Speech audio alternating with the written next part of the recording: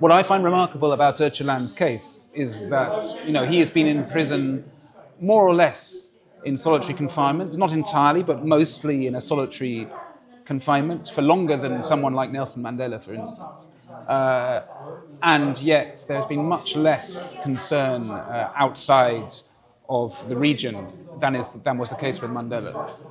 And it's also clear that although Mandela, when he was released, was an elderly person, or becoming older, and had been in prison for a long time, it was very powerful symbolically and a very important step towards the end of the apartheid regime in South Africa.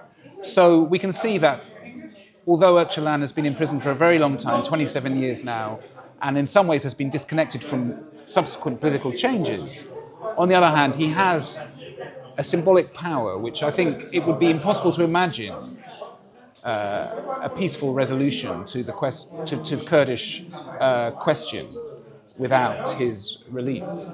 And although, from the Turkish side, President Erdogan and others, would describe him as a terrorist, we know that people in similar situations, Mandela himself, Mustafa Barghouti in Palestine, have themselves also been imprisoned in similar ways. And in fact, it's a very analogous situation to the situation in Palestine, I think, and Israel.